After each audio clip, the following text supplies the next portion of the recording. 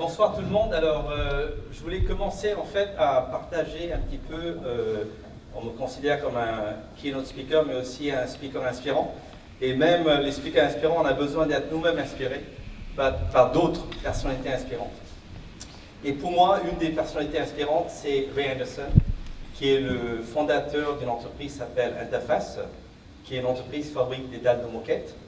Et en 1994, Ray Anderson a eu un changement de conscience en lisant un livre sur l'écologie profonde. Il a fait cette déclaration qui est assez choquante, qui disait que finalement un jour les patrons comme moi iront en prison pour avoir volé l'avenir de nos enfants. Parce qu'effectivement, c'est une entreprise dalles de moquette, vous pouvez imaginer, qui utilise beaucoup de matériaux pétro-sourcés et donc contribue directement au réchauffement climatique. Rappelez-vous, c'était en 1994, avant que les concepts de développement durable commencent à devenir populaires et encore moins le concept de régénération. Et ça c'est très important parce que je suis franco-américain et le mot conscience, malheureusement la langue française est très riche, mais dans ce domaine, le mot particulier conscience, malheureusement la langue française n'est pas très riche. Parce qu'en fait, en anglais, quand on dit becoming conscious, on utilise plutôt le terme awareness. Je deviens conscient. Donc, la prise de conscience, ça veut dire I'm aware. Je réalise quelque chose. Mais la conscience en anglais, c'est à la fois une conscience pensante, c'est une conscience ressentante et une conscience agissante. Parce que juste avoir une prise de conscience, c'est pas suffisant. Donc, dans son cas, c'est intéressant parce que cette prise de conscience s'est suivie avec un énorme programme de développement durable qui est en fait le pionnier dans le monde des entreprises, qui s'appelait Mission Zero. L'idée, c'était de réduire à zéro l'impact négatif de l'entreprise. Ça a été lancé en 1994 avec comme objectif que dans 25 ans, c'est-à-dire en 2020, ils vont avoir zéro empreinte carbone dans le monde entier. Et à leur crédit, un an plus tôt, en 2019, ils avaient accompli cette mission. Et donc ils sont allés d'une empreinte négative à zéro empreinte. Au lieu de rester sur le laurier, ils se sont dit, mais il faut aller plus loin. Et c'est là que vraiment, je parle leadership, parce que c'est un leadership visionnaire, parce que dès 1994, Ray Anderson avait dit qu'il ne voulait pas que Interface devienne une entreprise juste durable, mais une entreprise régénératrice. En fait, le terme exact, c'était Restorative Enterprise, une entreprise qui va restaurer. Et donc, l'idée, c'est qu'on va non seulement réduire l'impact négatif, on va aussi augmenter notre impact positif. Et ça, en 2019, ils ont lancé un nouveau programme que je vais décrire. Mais pour le décrire, je me suis dit que ce serait peut-être utile des fois pour expliquer comment moi j'interprète l'entreprise régénératrice et comment je contraste ça avec l'entreprise durable. Une entreprise durable cherche à faire moins de mal, particulièrement à la planète, en essayant de réduire l'empreinte carbone. Donc on parle de décarbonisation selon les langues, ou alors en recyclant les déchets, qui est l'économie circulaire. Une entreprise régénératrice va continuer à faire ça, c'est important ce mot, continuer à faire ça, mais va chercher à aller plus loin. Elle va chercher aussi à consciemment faire plus de bien, et j'expliquais tout à l'heure à qui exactement, mais en particulier en cherchant à booster la santé et la vitalité de 3 entités, des individus. Merci Laurent d'avoir parlé de ça avant moi. J'aurais jamais eu un meilleur speaker avant moi pour mettre l'accent sur le mot individu. Merci pour ça, parce qu'il faut régénérer les individus, et exactement ça la semaine de 4 jours, mais aussi les territoires, on en parlera. Mon dernier livre est en fait dédié aux innovations dans les territoires en France, et bien sûr la planète. Donc, dans le cas d'Interface, il faut savoir qu'il y avait une motivation commerciale pour le faire. Alors, je regardais le nom NextGen, alors je ne sais pas, c'est une petite idée pour les gens de NextGen. Il y a une organisation américaine qui s'appelle NextGen for Regen. C'est basé en Californie et c'est un cabinet de conseil, études de marché. Ils ont fait un sondage auprès des consommateurs américains et ils ont découvert que 80% des consommateurs américains préféraient le terme régénération plutôt que durabilité. Parce que durabilité, sustainability veut dire on fait durer le statu quo. Ils ne voulaient pas ça. Ils voulaient que les entreprises vont plus loin et deviennent régénératrices, c'est-à-dire apportent un impact positif sur les individus, les territoires et la planète. Et c'est pour ça qu'Interface, en 2019, comme je l'expliquais, a lancé ce programme qui s'appelle Climate Tech, qui est un programme qui vise à régénérer simultanément les communautés et la planète. Ce programme s'appuie sur 4 piliers, et je vais élaborer 2 des piliers qui peuvent être très intéressants. Et d'ailleurs, regardez le signe plus, hein, c'est intéressant, parce qu'en fait, l'idée c'est de dire on était en négatif, signe moins, on arrive à 0, mais on ne s'arrête pas. Le but, c'est pas 0. Ils appellent ça le Mount Sustainability. Ils ont monté la montagne durabilité, mais là, ils ne s'arrêtent pas à 0, ils vont aller plus loin.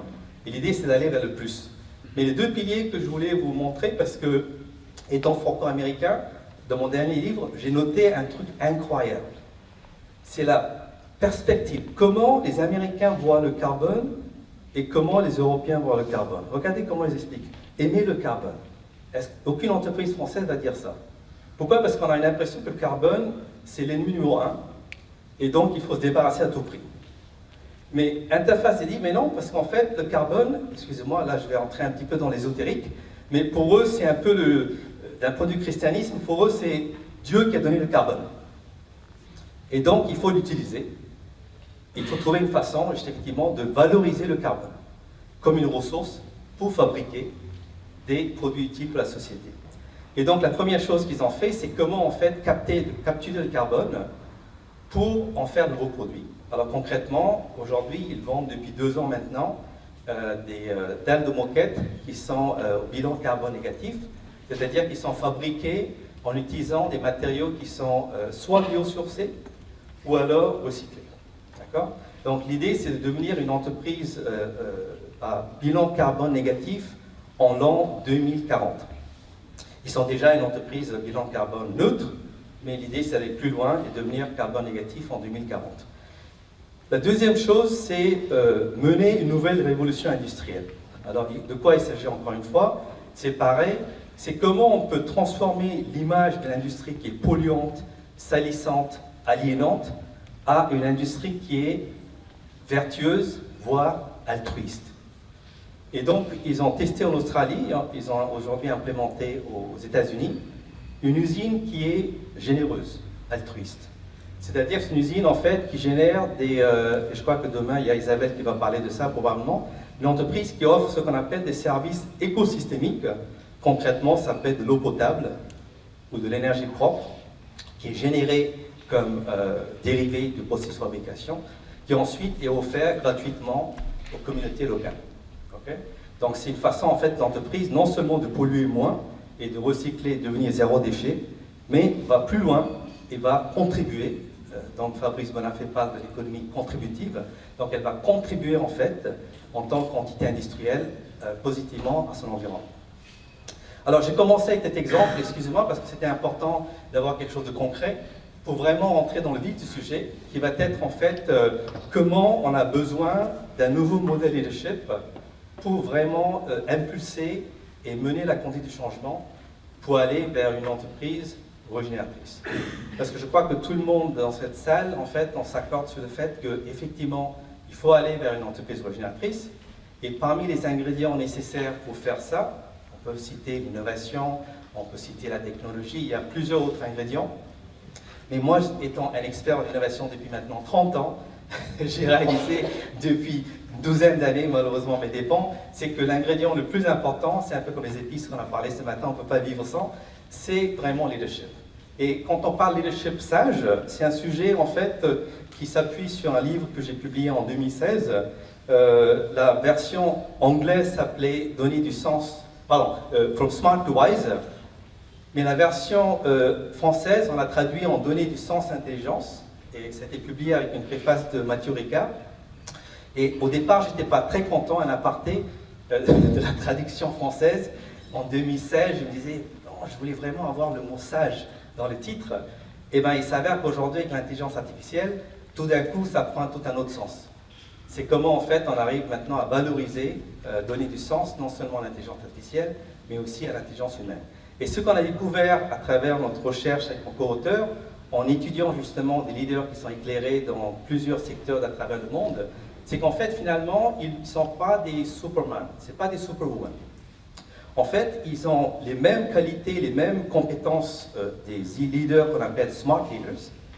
Simplement, ils arrivent à les incarner et exprimer ces trois compétences clés qu'on a identifiées, que je vais décrire, d'une façon, disons, un peu plus éclairée.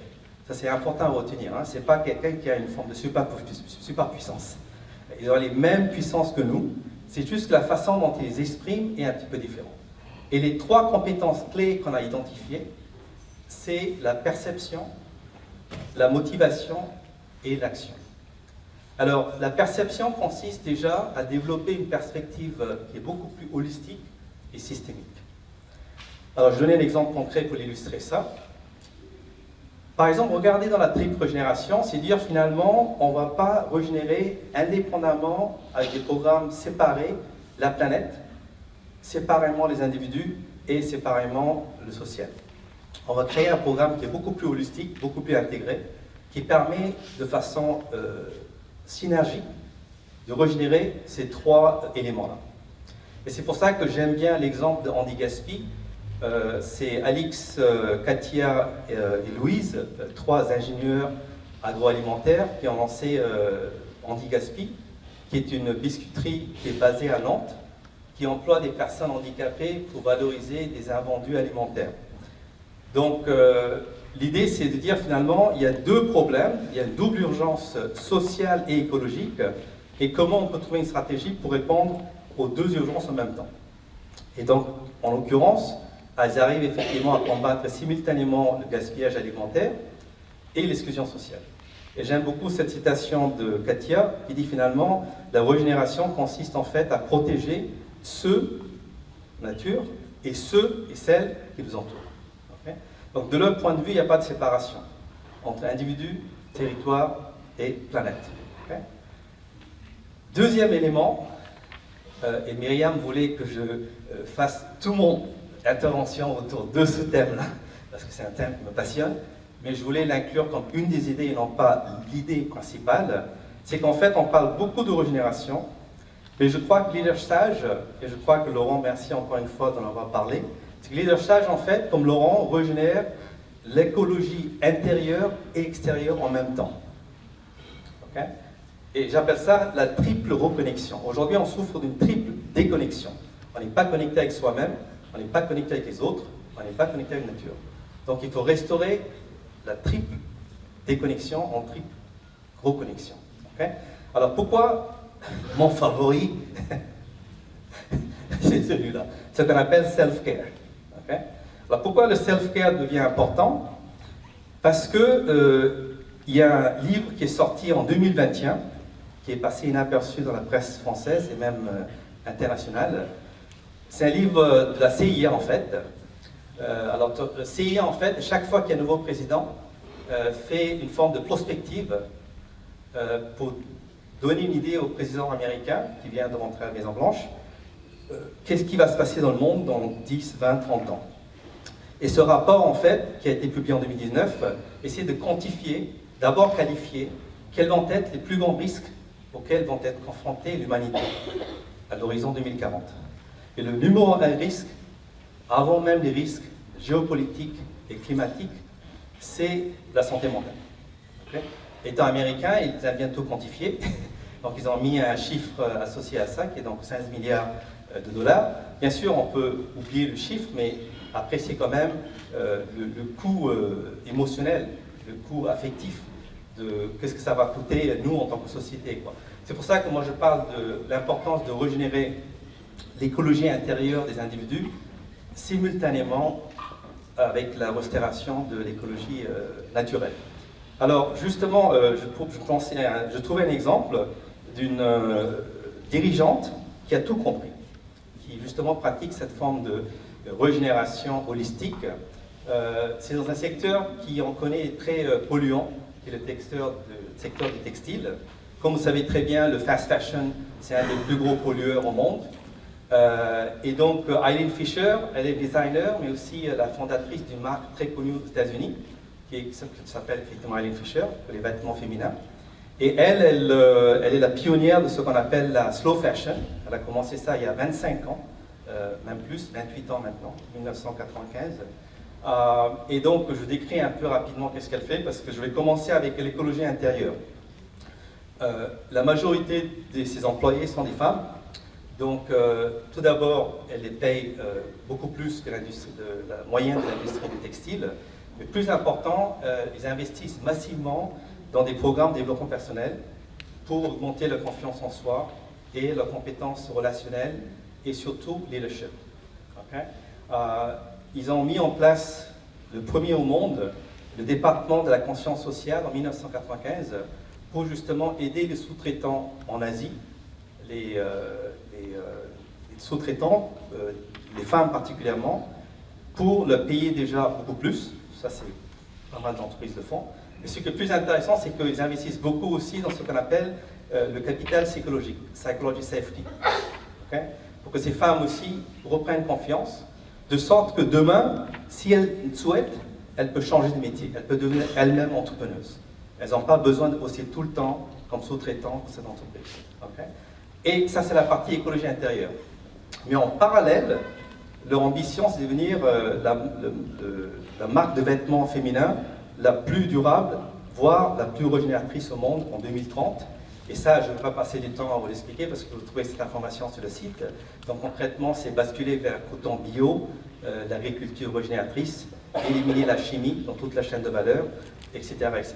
Sans compter un énorme programme de recyclage, d'économie circulaire, y compris investissement dans technologies de pointe dans la ville de New York, où est le siège, pour pouvoir recycler à grande échelle des produits usagés, des vêtements usagés. Donc ça, c'est vraiment un exemple, effectivement, de régénération à la fois intérieure et extérieure. Deuxième qualité d'un leadership éclairé pour moi, c'est la motivation. Encore une fois, un leader éclairé, ce qu'on a réalisé, c'est que ce n'est pas quelqu'un qui est nécessairement altruiste ou égoïste. Il y a une espèce de voie du milieu, si on peut appeler comme ça, que nous on appelle, c'est une forme d'intérêt personnel éclairé, c'est-à-dire finalement en aidant les autres ou la société, on s'aide soi-même. Okay? Donc cette voie du milieu permet effectivement d'élargir sa motivation pour créer de la valeur simultanément pour soi-même, pour les actionnaires, mais aussi en même temps en parallèle pour la société et pour la planète. Alors effectivement, c'est là je pensais que pas mal d'entreprises m'ont dit, oui mais Nabi, nous aussi on a une motivation noble, on fait partie de UN Global Compact et on veut contribuer aux 17 objectifs de développement durable. Le problème c'est que beaucoup des entreprises choisissent un ou deux des ODD et se spécialisent dedans. Okay? Donc je voulais vous donner un exemple. Imaginez que vous êtes une entreprise dans le secteur énergie. Okay? Vous allez dire finalement, oui, je vais prendre l'ODD numéro 7 qui est donner accès à l'énergie propre de manière abordable à l'humanité. Et puis vous pouvez investir toutes votre ressources à transformer votre entreprise pour aller dans cette direction-là. Ça, c'est une façon de... Encore une fois, ça revient à la première qualité, hein, perspective. C'est une perspective réductionniste. Et si vous avez une perspective holistique, vous allez vous dire, je ne vais pas voir les ODD comme ça, je vais voir les ODD comme un arbre. Auquel cas, ce que je vais faire de façon systémique, c'est plutôt nourrir les racines de l'arbre des ODD. De sorte que ça peut irriguer et apporter en fait des fruits quelque part, hein, si j'utilise comme analogie, aux 17 ODD. Okay? C'est ce qu'a fait Ajita Shah, qui est une entrepreneuse, fondatrice de Frontier Market, qui est une entreprise basée en Inde, qui forme en fait des femmes pour les faire devenir ce qu'on appelle des Solar Sahelis. En hindi, ça veut dire les amis du soleil. Alors, concrètement, ce sont des femmes qui sont formées pour aller installer des solutions solaires dans les villages les plus reculés en Inde. La majorité sont des illettrés. La majorité, c'est des femmes qui n'ont jamais travaillé depuis des générations, en fait. Ce sera la première génération de femmes qui va travailler, en fait. Et ce qui est intéressant, c'est qu'en 8 ans, l'impact qu'ils ont créé, c'est assez intéressant parce que, certes, l'objectif numéro 7 a été atteint en réduisant en éliminant effectivement pas mal de carbone, ça c'est sympa. Mais vous voyez que finalement ça a aussi eu d'autres impacts positifs en termes de création d'emplois pour 21 000 femmes, des partenariats établis avec des ONG, des entreprises, des gouvernements en créant des écosystèmes dans les villages où ces marques ou ces entreprises venaient jamais avant. Okay. Et puis, plus important, bien sûr, les utilisateurs finaux, ceux qui utilisent des solutions solaires, eux aussi, ils ont effectivement vu la qualité de vie améliorée. Mais pour moi, le plus important, le plus intangible, c'est celui-là. C'est le changement de perception des femmes en Inde. Okay. Où finalement, les parents et la communauté commencent à voir les femmes différemment. Et pour citer un peu le concept de l'économie contributive de Fabrice Bonafé, le problème c'est que si on considère que vous n'êtes même pas capable de contribuer, on ne peut pas créer une économie contributive. Donc ça commence déjà à changer la perception des femmes en Inde. Elles sont capables, comme dirait Amartya Sen, hein, la capacité qu'elles ont, le potentiel qu'elles ont à devenir des contributrices. Et ça change tout. Parce que non seulement cette génération de femmes, mais les futures générations, les enfants et les grands-enfants qu'elles vont produire, ben justement, elles vont aussi continuer à cette même trajectoire. Okay. Donc voilà, c'était l'idée de dire finalement, on peut avoir il faut élargir sa motivation, dire finalement, je veux un impact sur plusieurs ODD et non pas juste un seul ODD. Et puis on arrive avec, on va finir avec la dernière qualité qui va être, je souris parce que quand je regarde certains décideurs politiques actuellement, ils ont beaucoup besoin de ça, c'est vraiment savoir diriger avec humilité. Okay. C'est un changement dans le domaine de l'action. Parce qu'aujourd'hui, il y a beaucoup de leaders smart qui aiment bien se mettre sur le devant et ils cherchent la validation, ils cherchent les coups médiatiques, etc. Et ce qu'on a noté, c'est que les leaders sages sont ce qu'on appelle des multipliers. Ils cherchent à amplifier l'intelligence des autres pour que eux brillent. Eux deviennent des gens qui sont vraiment talentueux et peuvent prendre crédit pour des succès. Un leader éclairé qui, à mon avis, incarne, je dirais, cette forme d'humilité, pour moi, c'est Jean-François Caron, qui a été le maire de Los Angeles, en Hauts-de-France, entre 2001 et bien juste quitté ses fonctions, 2023. Alors c'est un maire éclairé pour moi parce que c'est quelqu'un qui a beaucoup d'humilité. Il appartient au parti ELV. Et quand il est arrivé au pouvoir en 2001, il a réalisé que la transition écologique de sa commune, il ne peut pas le faire tout seul. Donc il s'est adressé aux habitants, aux organisations, aux entreprises de sa ville, pour dire, voilà, je n'ai pas de réponse. Même si je suis le maire, je n'ai pas de réponse. Qu'est-ce que vous pouvez faire pour m'aider? Et comment, en fait, on peut co-créer des solutions pour accélérer la transition, non seulement écologique, et c'est lui qui a été, à mon avis, c'est un des seuls en France qui a popularisé ce concept de transition systémique. Parce qu'il dit, on ne peut pas avoir une transition écologique dans une ville où il y a 20% de chômage. C'est inhumain. Okay. Donc il parle de transition systémique, c'est-à-dire une transition qui est à la fois économique et sociale et culturelle, et aussi écologique et aussi démocratique. Là, on est vraiment démocratie. C'est la démocratie ouverte. Hein, c'est l'open democracy. Et ça permet justement à différentes entités de sa ville de justement apporter leur pierre pour faciliter ces transitions. Donc l'Église a été la première institution à installer des panneaux solaires et la lumière fut propre. Les écoles aussi ont suivi ensuite. Et puis les agriculteurs qui étaient très sceptiques se sont engagés à la transition vers l'agriculture bio et les circuits courts. Et ils étaient malins aussi parce qu'ils avaient aussi trouvé des débouchés pour leurs produits, à la fois les cantines et d'autres organismes qui étaient dans l'agglomération. Donc il y avait une demande qui était assurée aussi.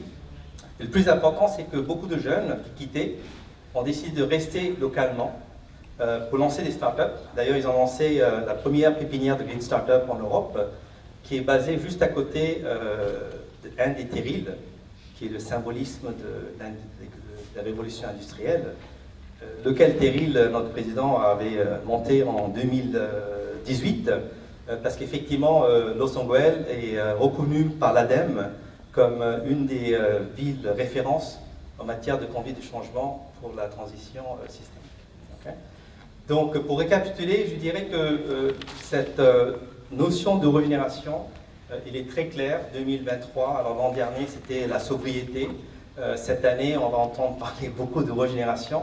Alors je vais être un petit peu controversé, je vais le faire quand même, mais je crois que les gens comme Isabelle demain vont renforcer ce même message. C'est le fait, finalement, si vous regardez bien ce qui s'est arrivé à l'économie circulaire, dans l'économie circulaire, il y a 3 R. Il y a réduire, réutiliser, recycler.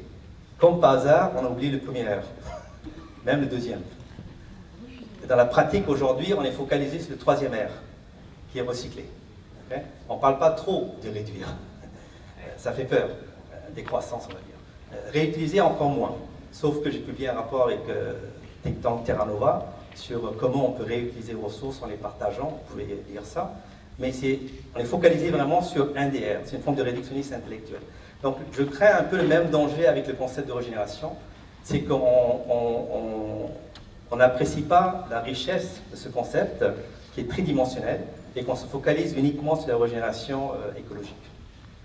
Et c'est pour ça, je crois que réfléchissez, vous avez la chance maintenant, alors que vous allez amorcer, conduire ce changement vers une entreprise régénératrice, c'est comment vous pouvez simultanément, et merci Laurent pour être un témoin vivant de ça, c'est comment en fait vous pouvez régénérer l'écologie intérieure de vos collaborateurs en parallèle avec la restauration de l'écologie extérieure. Et pour ça, je crois qu'on a besoin d'un nouveau modèle de leadership sage, donc, qui s'appuie sur ces 3 piliers que je viens d'expliquer, une perception holistique, une action humble et une motivation qui est beaucoup plus motivation pour le bien commun en fait. Et dernier point pour juste clarifier quelque chose, quand on parle de leadership sage, c'est pas nécessairement, je veux dire, le patron, quoi, le bon patron, quoi. On a entendu chez Decathlon et d'autres entreprises qui sont les pionniers de l'entreprise libérée ou l'holocratie. Donc c'est vraiment quelque part, je dirais, comment transformer chaque employé en leader sage qui va effectivement incarner et exprimer ces 3 nouvelles compétences. Voilà. Donc merci pour votre attention. Merci infiniment. J'avais une question, ce que vous avez dit sur les ODD m'a interpellée. Quand vous parliez de travailler sur les ODD à la base, je n'ai pas bien compris l'idée, puisque in fine, dans l'exemple que vous avez donné en Inde, elle a quand même sélectionné plusieurs ODD au niveau de l'activité qu'elle a mis en place. Elle ne pouvait pas citer tous les ODD, elle les a pas cités à la base. Si vous pouviez juste revenir sur ça. Oui, bien sûr. Ce que j'allais dire, c'est que finalement, elle ne s'est pas définie comme une société spécialisée dans l'énergie propre. Et donc, elle n'a pas dit, voilà, je vais utiliser un des ODD qui est donner l'accès à l'énergie propre. Et, parce qu'il y a beaucoup d'entreprises dans les pays émergents qui spécialisent dans ça. Donc, elles se disent finalement, voilà, je me définis comme une start-up qui va apporter l'énergie propre aux gens les plus démunis, quoi. Donc elle a réalisé, c'est un peu comme Andy Gaspi, c'est que finalement il y avait une double urgence sociale, écologique, et donc maintenant pour le clarifier, c'était une métaphore, une analogie, une allégorie plutôt, l'idée c'est de dire finalement c'est comment, c'est peut-être pas approprié, je vais le dire quand même, c'est comment d'une pierre je peux voilà, faire 17 coups. Ou minimum 5 coups, 6 coups. Okay, c'est ça que je voulais dire. Et donc l'idée, c'est de dire de façon métaphorique, de dire finalement, au lieu de créer une stratégie qui est hyper spécialisée, en disant voilà, je vais faire que ça, c'est-à-dire donner accès à l'énergie propre, au DD7, elle a dit, voilà, dans ce village, il y a plusieurs problèmes, et ces problèmes touchent à différents ODD. Donc comment je peux créer une stratégie holistique, systémique, qui va me permettre, et ça rejoint un peu aussi, je peux me permettre, mon autre sujet, qui est l'innovation frugale. Parce que si vous investissez 100 millions d'euros dans une stratégie holistique qui permet de répondre à 7, 8 ODD, c'est quand même mieux de dire je vais investir 100 millions pour chacun des ODD. Ça, c'est pour toute entreprise. C'était ça, l'aspect frugal de ça aussi. Une stratégie, moins d'argent investi, plusieurs impacts. Merci beaucoup. Est-ce que, oui, Oui, j'avais une autre question. Merci beaucoup pour votre intervention et surtout d'avoir insisté sur l'importance de l'approche systémique et l'approche holistique. Vu que vous avez la vision à la fois du côté des États-Unis et la vision du côté de l'Europe, j'aimerais savoir connaître votre point de vue sur justement l'absence d'approche systémique en France. Parce que j'accompagne actuellement la création d'une fresque qui s'appelle la fresque systémique, justement acculturer les gens dessus, mais on est très étonné par le manque de culture, justement, en France dans ce domaine. Alors je sais que Edgar Morin, que je respecte beaucoup, parle beaucoup de pensée globale, qui est aussi une pensée systémique. Et donc aussi, moi je vous pose un peu de question, je commence avec cet élément de réponse, c'est-à-dire finalement, je partage votre anxiété, parce que vu les grands problèmes auxquels on fait face, je vois cette approche, cet état d'esprit très réductionniste.